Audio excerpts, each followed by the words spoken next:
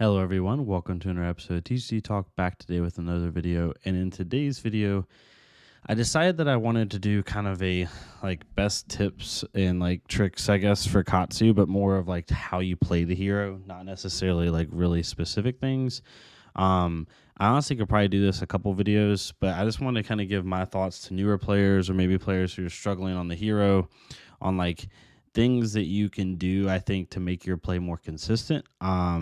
Granted, these are things that I do and things that I have seen since I've been playing the hero. For anyone who's new to the channel, I've been playing Katsu since I started Flesh and Blood. It was my first hero, and it's still been my main hero. I got into it right around Siege Chain, right when Monarch dropped, and I've just been playing Katsu ever since. I've played Katsu through when he was decent. I've played Katsu through when he was terrible. I've done decent with him, top 8 a couple PQs, nothing crazy. I'm not a Michael Hamilton, but I think I have a good enough grasp on the hero to be able to give you some interesting thoughts that will honestly kind of help take you from a decent Katsu player to actually a really good Katsu player, or at least take you to where you're overperforming with the hero. Because that's what I've found is this stuff has allowed me, these tips have allowed me, or these learnings for me have allowed me to win games I shouldn't win with Katsu. So we'll get right into it. They're all on the screen. I wanted to keep them up. I'm not going to put them up one by one. And we'll try not to make this too long, but if it does go a little long, we maybe can make another video on some more suggestions. So number one, and this is one that's probably going to be the most contested of anybody, but this is how I approach the hero. So if you disagree as a Ninja main or as a Katsu main, that's totally fine. But you have to ask yourself, why am I playing Katsu? So when it comes to Flesh and Blood, play whatever hero you want. Even if you don't play the hero the way the hero is intended, play whatever hero you want. So I'm not saying if you don't play this way, don't even bother. That's not what I'm saying. I'm saying if you want to play Katsu competitively, I think this is the way you need to play him. So a lot of Ninja mains and a lot of Katsu players or newer Katsu players or even seasoned Katsu players keep trying to play Katsu like Fi, especially since Fi came out. Now that Fi's out, and Fi is all about damage, right? Fi is not about making inopportune attacks which annoy your opponent or make your opponent block it inefficiently. It's really about just pushing straight, sorry, there's hair on the mic, pushing straight damage. And because of that, people keep playing Katsu that way. Katsu, the design of the hero, LSS has never came out and said specifically what is the intended archetype for Katsu. However, in my opinion, given his cards, given his signature weapon, which is a Kadachi, the reason why you play Katsu from a competitive standpoint until they change it is to force your two things. One, it's to present attacks that have odd break points, whether it's a 1 base Kadachi or a 4 base leg tap, or open the center for 6, or Whelming Gustwave comes in for 4 off combo, McGinty comes in for 5, right? Rising Ethos comes in for 5. It's able to give your opponent odd breakpoints, but it also presents some really small attacks.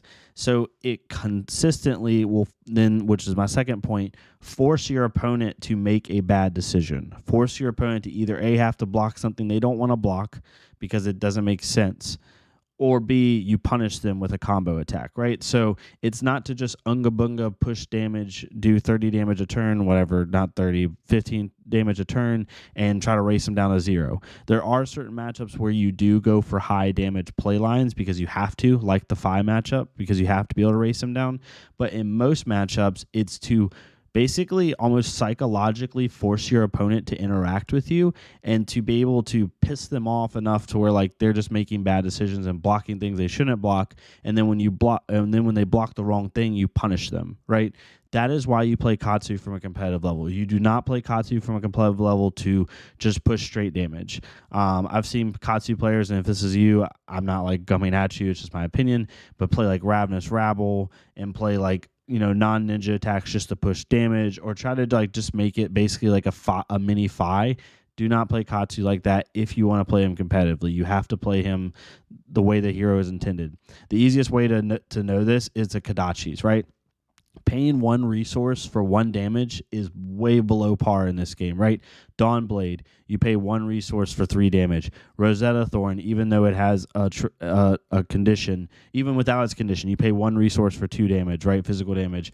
You can go through any weapon in the game, for the most part, any weapon in the game, and the rate of damage per resources spent is better than Kadachi's, right? One resource for 1 damage is quite literally almost the worst conversion you possibly can do, unless it's 2 resources for 1 damage, like Spider Bite.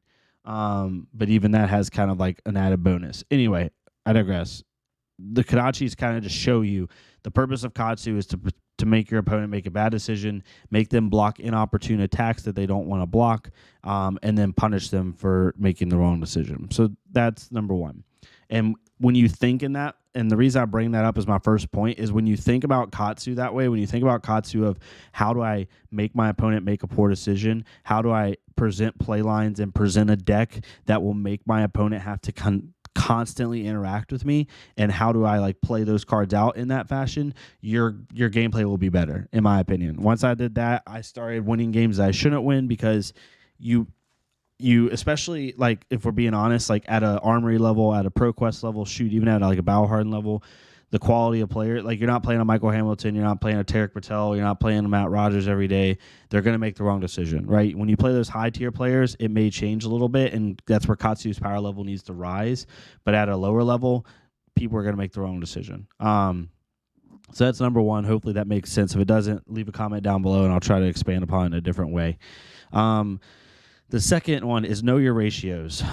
This is kind of a simple one, but newer players get this wrong by just not thinking about it. Katsu's ratios, like all of your starter attacks, whether you're running head jab, 100 wins, leg tap, surging strike, even soul bead strike, torrent tempo, usually those come as a 3 of at red, right? When you add in their combo cards, typically you want to tier it down, right? The only line that's an exception is surging strike.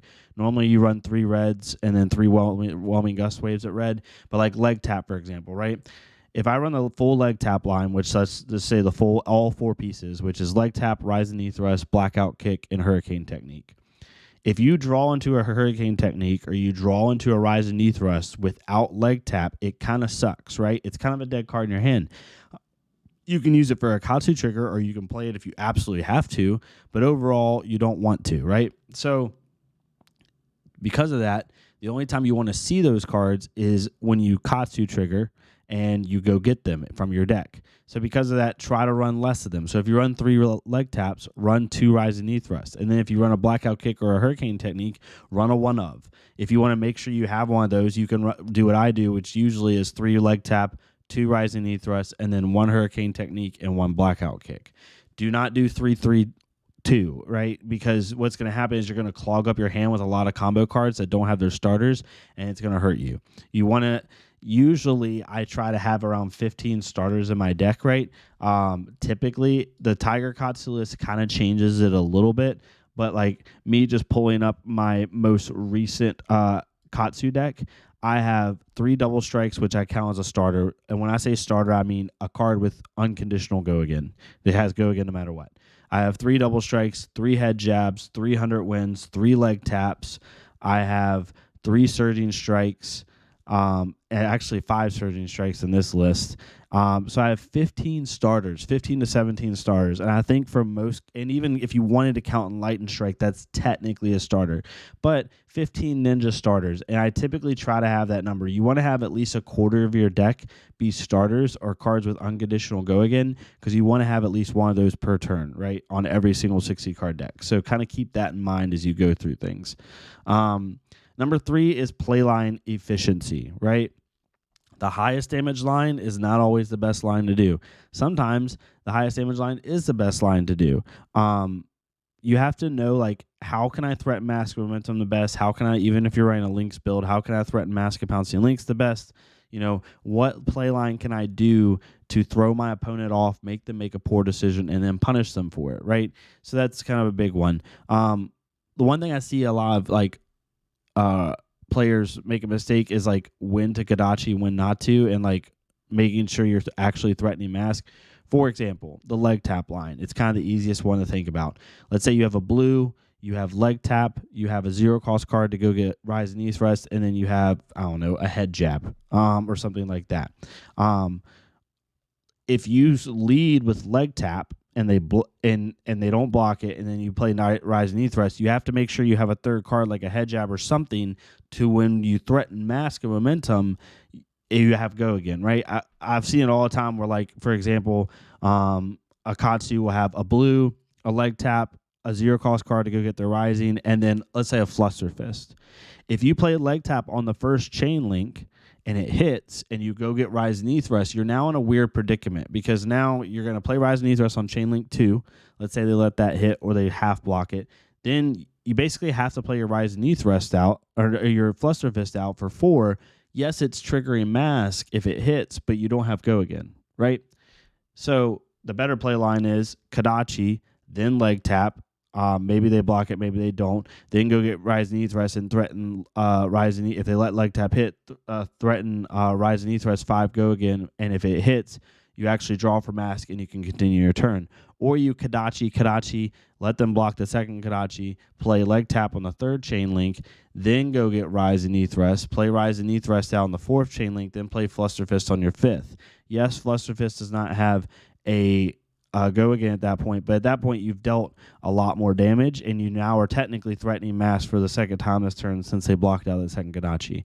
Hopefully that makes sense like off the fly, but what I'm saying is make sure your play line is efficient to where you're actually threatening mask, because I've seen a lot of early Katsus get hung up on just playing what they think is like the high damage line, but it's not the most threatening line, right? Because good players will start doing damage calculation in their head. Like I see this in the Tiger Katsu list all the time, where like they'll go get a Tiger Swipe when they really don't need to, and like let's say you have one card in hand, you've dealt 2 damage from or 1 damage from the Crouching Tiger. You went and got Tiger Swipe. You have 1 card left in hand. Maybe you pitched a blue and Kadachi'd 1 time.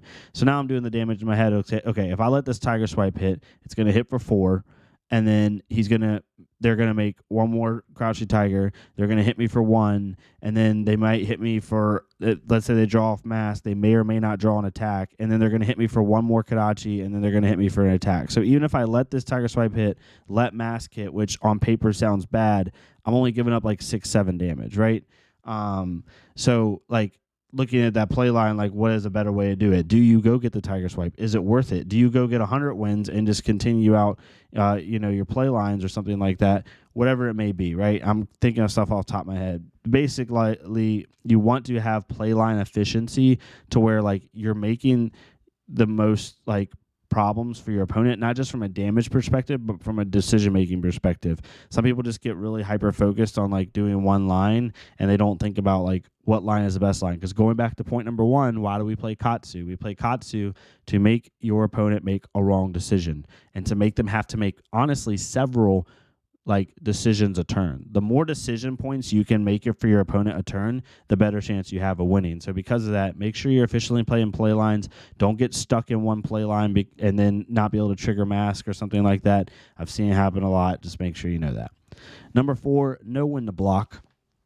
When Katsu first came out, you could unga bunga and not, with Turtle Katsu was a thing, but the aggro version, even back when Chain came out, you still could like play really, really aggro Katsu if you wanted to and win games and never block. And like some of the, like at the time it was fine. Like some of the early lists, like when I first started, was from Tyler Broughton, who's a really good Ninja player, one of the more well-known Ninja players in the competitive community. Like his list had pretty much no 3 blocks. It was just dump your hand, never block, don't do it, but honestly, especially with Katsu, even 5 players like Daniel Rotowski, I can never say his last name properly, he even has a list where he can block when he needs to block. But in Katsu specifically, you're going to have to block sometimes. Katsu has a lot of 3 blocks. Most Katsu decks at a normal rate have around 43 blocks. I mean, looking at my regular Katsu list right now, I have 9, 10, 11, 12, 13, 16, 19, 21, 22, 22, 24, 27, 30, 33, 36, 3 blocks. And that's honestly a little bit less than normal. Usually it's around 40. You have a lot of 3 blocks in your deck. If you are looking at your hand, and I've seen Katsu players do this to armories, the ones that do play, I'll see let them have, like, let's just say in a surging strike list, I'll see them have a blue Whelming Gust Wave, a blue Winds of Eternity, a Rising Knee Thrust, and a Fluster Fist in hand. Quite literally a horrible hand, right? The best you're doing on that hand is dealing like 6 damage because you will do like Kadachi, Fluster, right? And they won't block, or they'll block with 1 card. And I'm like, what are you doing? You're giving up all of this damage to do no damage.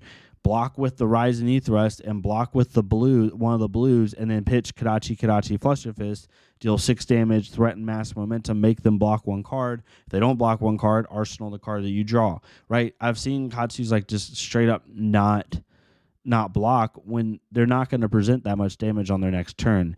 Don't get caught in that route of this not blocking. I'm not saying block all the time, but late game, what Katsu's really good at, in my experience, late game, his 2 and 3 card hands are pretty good for the most part, especially if you still have Snapdragons available and you're able to like play like the Kadachi Fluster Fist. Let's say they're at like let's say they are at 8 life, right? And you Kadachi, they go to 7. You Kadachi, they go to 6. You Fluster, they can go to 2, but you can snap it because you're going to get massive momentum and then potentially attack again and then be threatening lethal, right? So he has the ability to have pretty good 2-card hands, similar to like Azalea or similar to someone else. So make sure you can get to that point where you start outvaluing them late game. Once you get them in the Kadachi lock, it's really hard for them. I don't care what deck it is. So just know when to block, especially if you run stuff like Enlightened Strikes in your list where it's 2 cards, attack for 7 essentially, right? Which is really nice, especially late game when they're like 2-3 life. Especially something like a double strike and a blue, you literally can threaten 4 damage and mask. So it's really nice to be able to do that and just play it efficiently. So just remember that. Number 5, limit known information. I'll try to think of a good example for this. So try your best to hold cards in hand as much as you can, right?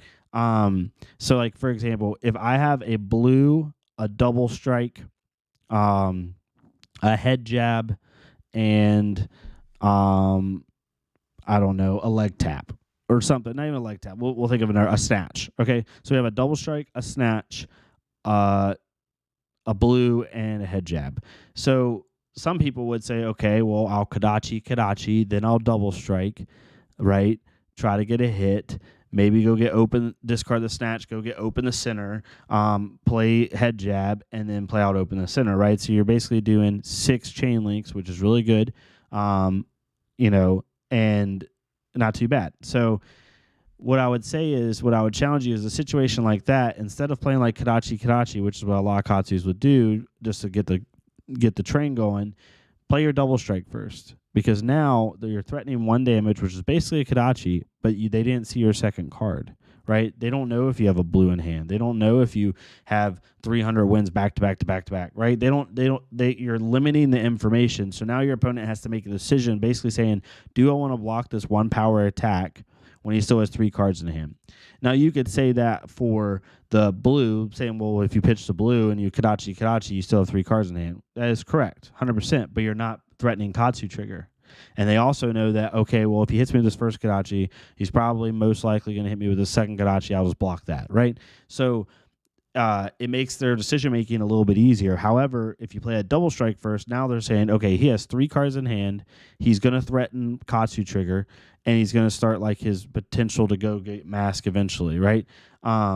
And even with double strike especially, you can double strike 1 time and then go Katsu trigger, double strike again, and now they know 1 card because you banished it, but the other 2 cards they still don't know, right? And depending on what you banished, like if you went and got 100 wins, they don't know what line you're about to play, right? So limit your information, because the more information you can limit in a play line, especially early in the chain, the better chance you have to get things off, the better chance that you make your opponent make a poor decision, because especially late game, some opponents will get a little bit, I don't want to say scared, but a little bit like defensive, and you'll cause them to get punished, right? Like I have times where like you have a head jab in hand, a blue, a leg tap and a rise knee thrust, right?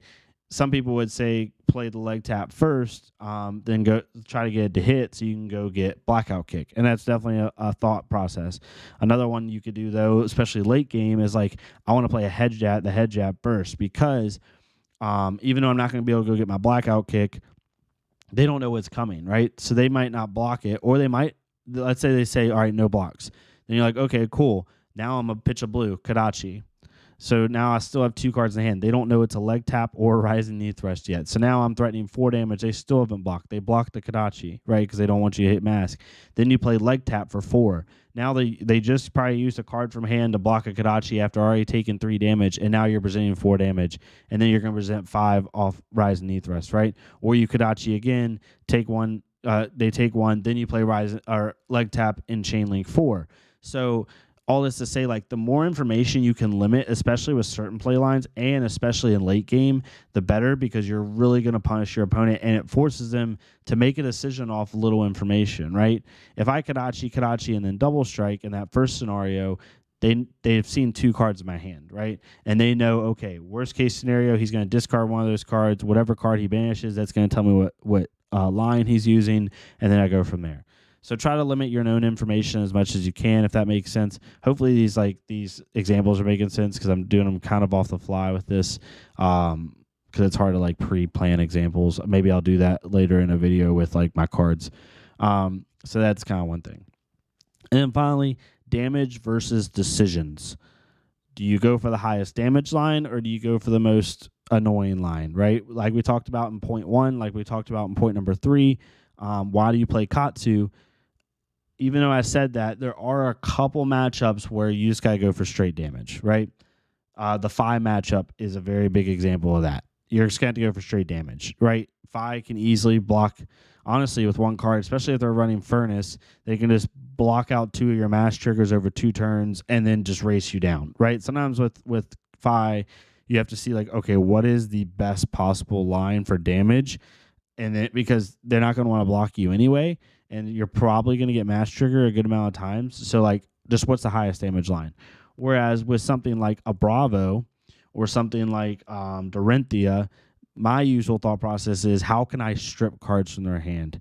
They can, a Dorinthia can race you, right? Especially now with her cards. She doesn't care as much about Katsu trying to race her. She'll just race you down to 0. Unless she gets super unlucky and just draws dead hands, more times than not, Dorinthia is going to outrace you. Just how it is. So now you have to say, okay, what psychological warfare can I play? What line can I play to get her to block my mass trigger and get cards out of her hand? And this also goes back to limit your known information, right? If I'm forcing mask in as little as cards as possible against a Dorinthia, they're like, oh crap, well, he still has 2 cards in hand and 1 card in arsenal, and he's threatening mask. Like, what I got to do something here, because he could possibly hit me for 10 more damage and draw a card and do something else, right? So, but if you don't limit known information with her and you only go for high damage lines, she'll just, at that point, it's simple math. Okay, he's dealing 12 damage. I'm going to deal 15 damage this next turn, and I'm going to get a counter on my Dawn Blade. Yeah, I'm not going to block, right? So think about that as you go through it. It's definitely something to know. There's certain matchups where high damage lines are the best, and there's certain matchups where the most annoying play line is the best, right? If that makes sense. So hopefully these all made sense a little bit. I know it's kind of like rambling, and if I could think of a better way to do it, I would. I really sat down for like an hour and thought of like the best initial thoughts for me when it came to giving advice. Again, this is one player. I'm not like a national champion. I'm just, I feel like a decent Katsu player who is good enough to be able to give this type of information out, and it actually is worthwhile.